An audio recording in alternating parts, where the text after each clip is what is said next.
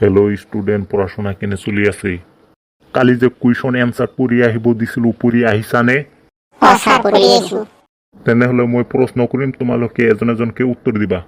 প্ৰশ্ন নম্বৰ 1, কোনখন চহৰত অসমৰ দ্বিতীয় ৰাজধানী বুলি ঘোষণা কৰা হৈছিল? ডিব্ৰুগড় চহৰক অসমৰ দ্বিতীয় ৰাজধানী বুলি ঘোষণা কৰা হৈছিল। প্ৰশ্ন নম্বৰ 2, শেহতীয়াকৈ অসমৰ 8ম ৰাষ্ট্ৰীয় উদ্যান হিচাপে কোনখন ৰাষ্ট্ৰীয় উদ্যান স্বীকৃতি লাভ কৰিছে?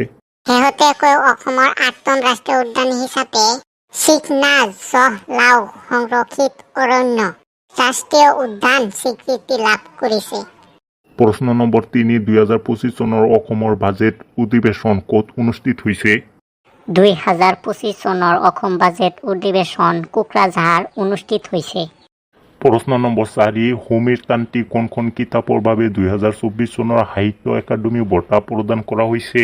সমীৰ তান্ত্ৰিক ফৰিংবৰে বাটৰ কথা জানে কিতাপৰ বাবে 2024 চনৰ সাহিত্য একাডেমী বঁটা প্ৰদান কৰা হৈছে।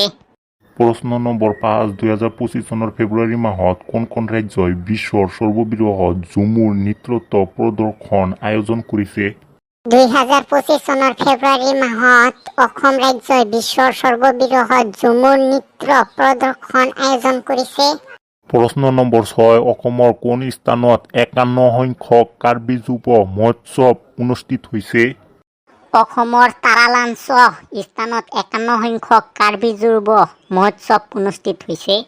প্ৰশ্ন নম্বৰ 7, ডক্টৰ ভৱেন্দ্ৰনাথ শইকীয়া সৰ্বৰাণী বঁটা 2024 কোনে লাভ কৰিছে? ডক্টৰ ভৱেন্দ্ৰনাথ শইকীয়া সৰ্বৰাণী বঁটা 2024 ৰূপম ভূঞা লাভ কৰিছে। প্ৰশ্ন নম্বৰ 8, 2025 চনৰ ফেব্ৰুৱাৰী মাহত দ্বিতীয় চিমুলু উৎসৱ ক'ত অনুষ্ঠিত হৈছিল?